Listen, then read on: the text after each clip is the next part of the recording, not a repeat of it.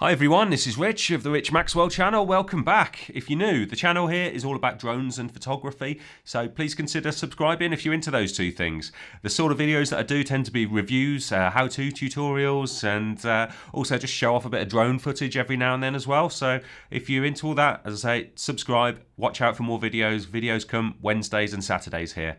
So onto this video then. So this video is aimed at beginners who may have just picked up a DSLR or mirrorless camera and want to get to know all the settings in the camera. So I've got a Sony a7 II, so I'm going to get hands-on in this video with my Sony a7 II and show you on the screen what I'm doing, what settings I'm adjusting and changing, and yeah, going to run through the essentials really that you need to know in order to shoot with manual exposure on your camera, and also cover some things about the focus settings. So these are all really useful things to know to get started in DSLR photography or mirrorless camera photography, or just well, photography with some point and shoot cameras as well, and also just interesting stuff to know if you want to know all about how a camera works and what things like ISO mean, shutter speed, aperture, and all those kinds of things. So going to get onto the camera now then, so going to have to change perspective here. Going to get the camera off the tripod that I'm filming this bit of the video on, and hopefully this is going to come out alright, as I'm going to use my Osmo Pocket to film me hands-on with the camera, showing you some settings as I talk through them. So this is my a7 II, and we're going to start off with the basic settings then before we jump into aperture, shutter speed and ISO settings. So when you turn your camera on, you need to make sure you select the right shooting mode. So you've got this wheel at the top here, it gives you various options. So you've got aperture priority with an A, shutter priority with an S, you've got manual with an M, and then you've got these two customizable modes, so you can select certain features in there, certain shooting modes, and then save them as a memory setting so you can quickly get back to them. So that's quite handy for myself. I use that for having two different frame rates saved, so that if I want to do slow motion 50p video, I can just flick onto that and then do 25p on the other setting. And then you've got movie mode there. I think that one's for stitching together panoramas. I'm not sure what SCN means. I've never actually used that mode. And then you've got, of course, the auto mode.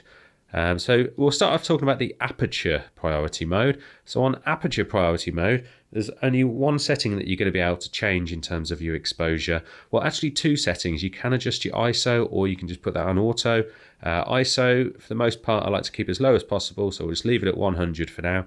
But yeah, adjusting the aperture is going to basically change the iris inside the lens. So there's these blades that will open or close to let more or less light in, depending on what aperture setting you choose. So at the lowest number, so f2.8 on this lens, that's going to be a really wide aperture and let a lot of light in, and that's going to help create that blurred out background effect that you might like to see in your portrait photos.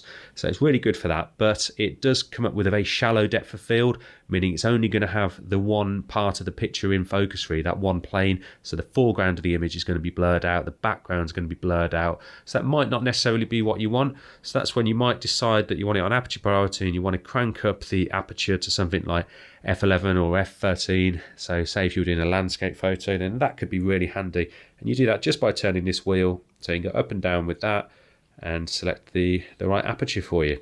And a good thing with aperture priority mode is that then the camera will automatically figure out what shutter speed to adjust to get the right exposure. So if you went really low on your aperture to f2.8, so that's a wide open aperture, really wide lens, then your shutter speed to restrict the amount of light getting to the sensor is going to go up to, so it's at 1/200th, 1/250th. And then likewise, if we're closing down our aperture, we're going up to say f22, so it's going to be a really small pinhole for the light to get through, then the shutter speed is going to slow down so that more light is let through when that shutter actually opens. So that could be useful, as I say, for a landscape photo when you're on a tripod, but if you were taking a picture of something moving or handheld with an aperture like that, you're going to get a lot of shake in your image, and your image is just going to be really blurred out and useless. So if you were shooting, say, sport photography, you might be better off going on to shutter priority. So crank that round to the S, and then on shutter priority, the only thing that you'll need to adjust is your shutter speed. So if you're doing wildlife or sport photography, you might want a really fast shutter, like 1/2000th. So you'd select that, and then you might want to go onto auto ISO as well, because it's at that shutter speed, even with the aperture as low as possible, it's not going to let enough light in to do an ISO of 100 in the light conditions currently. But when you're out and about and it's a sunny day, that might work fine. And next up, onto the manual settings then. So on manual settings, you can adjust everything. So that can be quite daunting, but it's really not. I mean, with the manual settings, once you get your head around shutter and aperture priority, it's just putting those two things together really. So you can still keep it on auto ISO if you wanted to, and on auto ISO you can set a maximum ISO. I don't like taking pictures higher than 1600, so I've set that as my maximum auto ISO, and that means I can just adjust the shutter and aperture, and then it'll automatically select an ISO that works for the exposure setting. So that could be really useful to get a well exposed image there, having it on auto ISO. But sometimes I'll just put it onto manual ISO at 100, and then when I'm doing that, I need to keep an eye more on the metering in the camera. So in the camera on the display, you've got that reading there. So at +1, that means I'm slightly overexposed. So I could crank down my aperture, so make it a smaller aperture hole there at f4 or 5, and that's going to let less light in and expose the image better potentially. But it's just gone a bit duller now, so I need to go back to f2.8. So you want it at 0, 0, and then the image is perfectly exposed. It's worth noting though, the exposure, the metering in the camera is based on what metering mode you choose. So there's 3 modes on this camera. You've got center weighted, spot weighted, and then there's the kind of all-round multi-metered weighting. So multi is going to just try and expose the whole frame, so you get a well-balanced exposure. Center, that would be good if you were doing a portrait and there was a really blown-out background behind, because that is just going to expose the subject of your image really well. And then the same with spot really, but spot, I think you can move that around, but I don't really use spot. I tend to either go with center or the multi-metering one. So that's the metering and exposure sorted then. So we're all set to take well exposed images. And of course, when we expose our images well, we now need to also get them in focus. So for focusing, you can obviously do manual focusing, or you can use the autofocusing. Within autofocusing, there's 2 modes really that you want to use, AFS or AFC. So AFS, that's for a subject that's not moving, that's going to be still, because that is not going to track your subject. So once you've locked in your focus, if your subject moves, it's going to be out of focus. So AFC, on the other hand, is able to track your subject. So if your subject moves backwards or forwards, it's still going to be in focus, hopefully. So AFC is generally a good mode to be on, but sometimes AFS can be really good for things like portraits or where your subject is still, as it means you can focus in on them and then move them to where you want them in the camera and then take the picture. So that can be really handy if you wanted to just focus in on them and, as I say, then recompose your shot, move them in the image. And then manual focus, that can be really handy for various situations. Sometimes if the light conditions are too low, autofocusing isn't always that reliable, so you might want to consider using manual focusing.